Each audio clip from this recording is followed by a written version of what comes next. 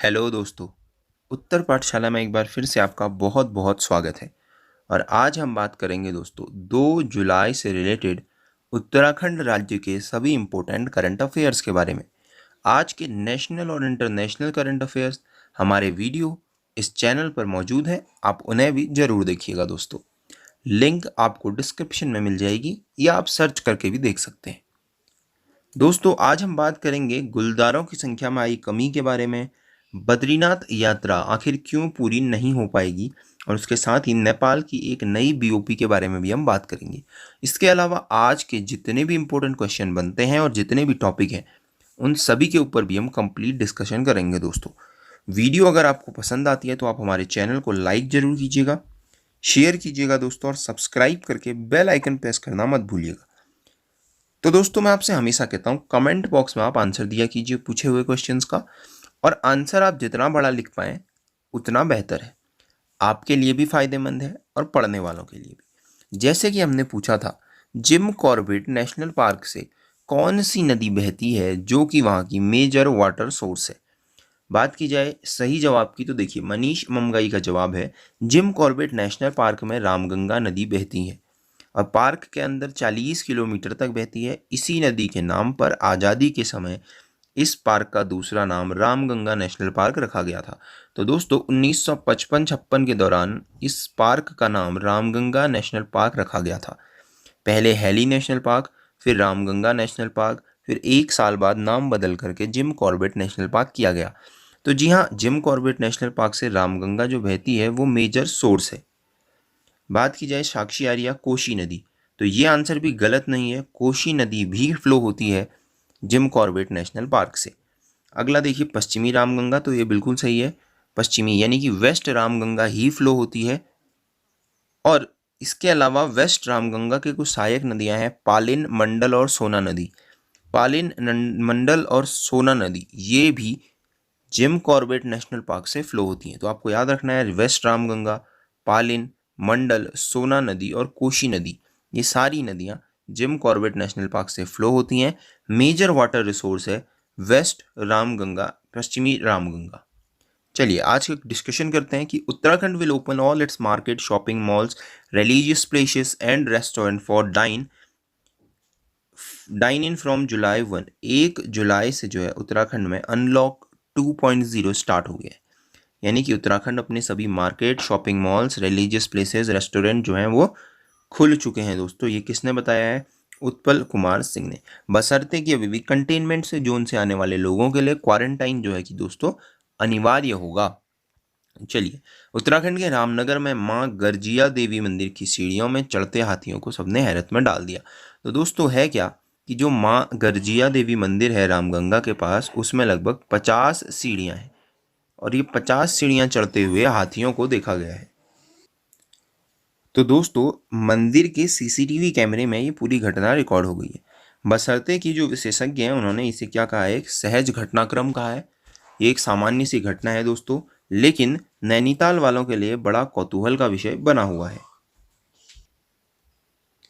फिर देखिए दोस्तों, गर्जिया देवी मंदिर या गिरजा देवी मंदिर, इसी का नाम है गिरिजा देवी मंदिर या गर्जिया देवी मंदिर। तो ये कहाँ है दोस्तों? ये सुंदरखाल गांव में है, रामनगर के अंदर सुंदरखाल गांव में है। तो ये किसका मंदिर है? ये है माता पार्वती का मंदिर है। तो ये माता पार्वती का मंदिर है, रामनगर से लगभग 15 किलोमीटर की दूर पर है ये। और ये क्या है दोस्तों? माता पार्वती का मंदिर है। तो पूछा जा सकता है गर्जिया देवी मंदिर के बारे में कि ये कहाँ है या किस देवी का मंदिर है। चलिए, पिछले 20 सालों में करोड़ों की संख्या में पेड़ लगाने का दावा वन विभाग करता रहा है। इसके ऊपर हमने पहले भी एक करंट अफेयर में डिस्कशन किया हुआ है दोस्तों। तो देखिए, जो अभी फॉरेस्ट सर्वे ऑफ इंडिया की रिपोर्ट आई थी, फॉरेस्ट सर्वे ऑफ इंडिया की जो रिपोर्ट आई थी दोस्तों, उसके अनुसार उत्तराखंड के अंदर 2017 से लेकर 2019 तक 0.03 फॉरेस्ट कवर बढ़ा है। यानी कि उत्तराखंड में 0.03 फॉरेस्ट कवर बढ़ा है दोस्तों। और ये भी नए वृक्षारोपण की वजह से नहीं हुआ है। ये भी क्यों हुआ है? जो डेंस फॉरेस्ट होते हैं, जो घने जंगल हैं उत्तराखंड के, उनमें ग्रोथ हुई है, उनके अंदर कुछ नए पौधे पनपे हैं, कुछ नए पौधे उगे हैं, इस वजह से 0.03 का इंक्रीज हुआ है। तो ऐसे में हर साल लाखों करोड़ों जो पौधे लगाए जाते हैं उत्तराखंड के अंदर, उनके ऊपर एक बड़ा प्रश्न चिन्ह उठ गया है कि वो क्या केवल किताबों पर, केवल फाइलों में लगते हैं, या फिर हकीकत में उनकी देख रेख करने वाला कोई नहीं है। तो वन विभाग के जो लगातार इस बार भी देखिए हरेला पर्व के ऊपर काफ़ी वृक्षारोपण के बारे में विचार किया जा रहा है। तो ऐसे में इतने सालों से लगातार पौधे लगाने के बावजूद, करोड़ों की संख्या में लगाने के बावजूद भी केवल 0.03 का ग्रोथ देखने के लिए मिला है।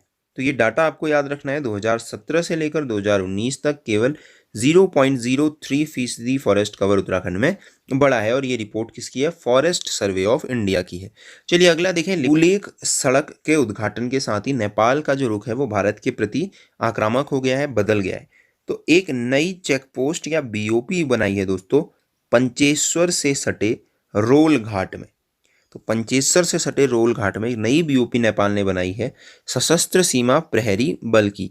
सशस्त्र सीमा प्रहरी बल की एक नई चेक पोस्ट जो है वो कहाँ बनाई है? पंचेश्वर से सटे रोल घाट में। तो ये जो है दोस्तों, इससे पहले 3 बीओपी छांगरू में, खलंगा और झूलाघाट में बन चुकी हैं। और ये तीनों जो इससे पहले बीओपी बनी है ये लिपुलेख विवाद के बाद ही बनी है। तो दोस्तों ये जो अभी इशू चल रहा है नेपाल के साथ, इसके ऊपर नेपाल कुछ ज़्यादा ही आक्रामक नज़र आ रहा है। ये कहीं ना कहीं वहाँ की राजनीतिक परिस्थितियों की वजह से हो रहा है, क्योंकि हाल ही में आपने देखा होगा केपी शर्मा ओली ने ये आरोप भारत पे लगाया था कि जो भारत है वो उनकी सरकार गिराने की कोशिश कर रहा है। फिलहाल अगर बात की जाए इन चारों बीओपीज की, तो ये कहीं ना कहीं भारत के साथ अपने बने हुए रिश्ते खराब करने के लिए एक और कदम जो है वो नेपाल उठा रहा है। बशर्ते कि इन बीओपी का कोई एक्स्ट्रा मतलब रह नहीं जाता है, लेकिन एक मुद्दे के बाद इस तरीके के काम को करना ये कहीं से भी उचित नजर नहीं आता है दोस्तों। तो इस तरीके से बीओपी या सैन्य शक्ति या सैन्य सामर्थ्य बढ़ाकर नेपाल भारत के साथ अपने निजी स्वार्थ के लिए, यानी कि अपनी राजनीतिक फायदों के लिए, नेपाल की जो सरकार है वो लोगों की जन भावनाओं का मिसयूज कर रही है दोस्तों। तो ये जो काला पानी, लिपुलेख और लिम्पियाधुरा का विवाद है, इसे जानबूझकर सरकार ने राजनीतिक मोड़ देते हुए एक गलत तरीके से उठाया है। चलिए, उत्तराखंड के सरकारी विश्वविद्यालयों और महाविद्यालयों के लिए 35 लाख किताबें एक क्लिक पर उपलब्ध होंगी। तो दोस्तों ये एक बहुत बड़ा इनिशिएटिव हम कह सकते हैं उत्तराखंड सरकार का है, क्योंकि उत्तराखंड देश का पहला राज्य बन गया है। ध्यान से सुनिएगा, उत्तराखंड देश का पहला राज्य बन गया है जिसने अपने सभी कॉलेजों को, देखिए राज्य के 5 विश्वविद्यालय और 104 कॉलेज, अपने सभी कॉलेजों को एक साथ किसी एक ई लाइब्रेरी से जोड़ा है। और इस लाइब्रेरी को उत्तराखंड सरकार ने नाम दिया है ई ग्रंथालय, जिसे ई ग्रंथालय को लॉन्च किया गया है। इससे आपका क्वेश्चन बनने की बहुत ज़्यादा प्रोबेबिलिटी होती है, बहुत ज़्यादा संभावना है दोस्तों। उत्तराखंड देश का पहला ऐसा राज्य है जिसने अपने सभी विश्वविद्यालयों और कॉलेजों को एक साथ किसी ऑनलाइन ई लर्निंग प्लेटफॉर्म से जोड़ा है, ई लाइब्रेरी से जोड़ा है, जो है ई ग्रंथालय। और कुछ ही समय बाद दोस्तों इसमें क्या होगा, इसमें डाउनलोडिंग फैसिलिटी भी उपलब्ध होगी, जिसमें हम पीडीएफ फॉर्म में बुक्स को डाउनलोड कर सकते हैं। हम एक ही पुस्तक को दोस्तों बहुत सारे छात्र छात्राएं और शिक्षक एक साथ पढ़ पाएंगे। तो इस जो ये स्कीम लॉन्च की गई है, जो ये लाइब्रेरी लॉन्च की गई है, इसका नाम है दोस्तों ई ग्रंथालय। तो इससे सभी को जो है जोड़ा गया है।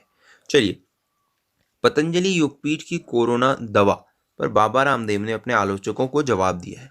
तो हुआ क्या दोस्तों कि अब जो है इम्यूनिटी बूस्टर के तौर पर कोरोनिल जो मेडिसिन है उसको ग्रीन झंडी जो है वो मिल चुकी है कि अब ये भारत में बिक सकती है। किसके तौर पे दोस्तों? इम्यूनिटी बूस्टर के तौर पे। तो उसके बाद पतंजलि ने है, तो पतंजलि की तरफ से रामदेव बाबा ने काफ़ी जवाब भी दिए, प्रेस कॉन्फ्रेंस भी की, बहुत सारे लोगों के प्रश्नों के जवाब भी दिए थे। फिलहाल आपके लिए इंपॉर्टेंट क्या है दोस्तों कि पतंजलि की दिव्य कोरोनिल टैबलेट को आपको ध्यान रखना है। इम्यूनिटी बूस्टर के तौर पे अभी क्या मिली है दोस्तों? हरी झंडी मिली है। चलिए, इंसानों के आसपास रहने वाले सबसे खतरनाक जानवर गुलदार की आबादी काफ़ी तेज़ी से घट रही है। तो आपको ध्यान देना है, गुलदार जो है ये उत्तराखंड में काफ़ी बहुतायत में मिलते हैं।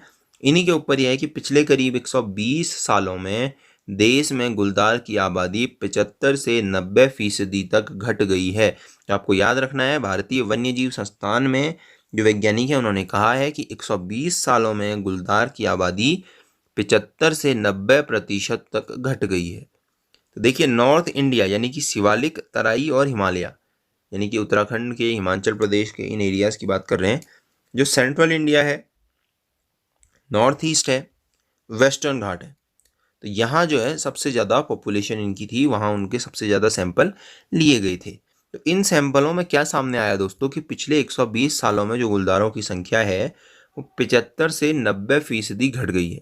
और सबसे ज़्यादा जो घटी है वो घटी है शिवालिक में, 90% जो है वो शिवालिक में।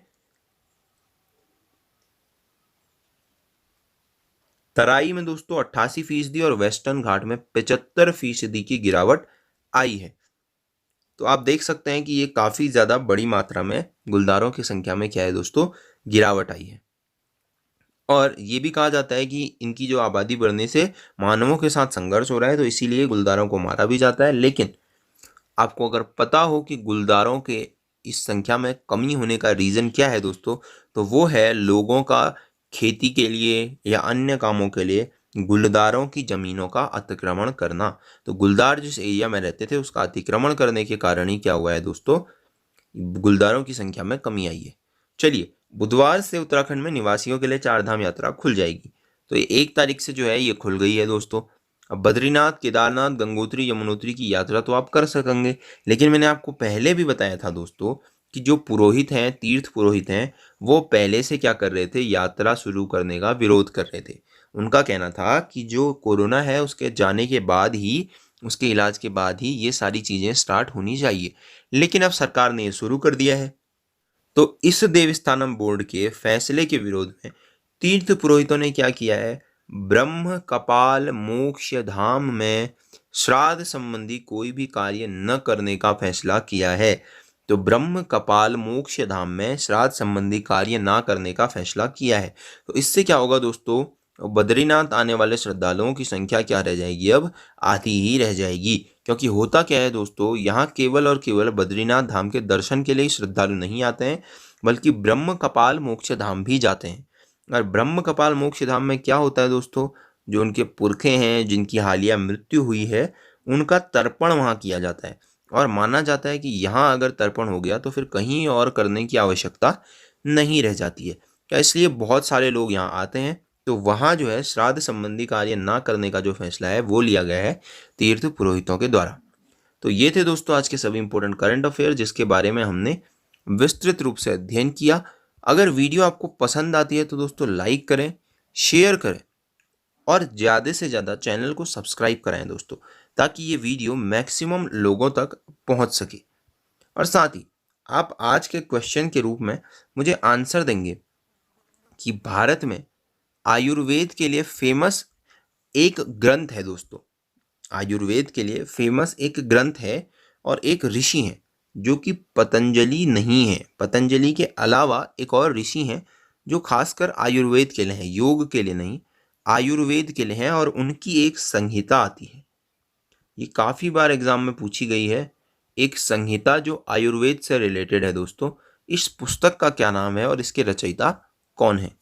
So thank you, till next video.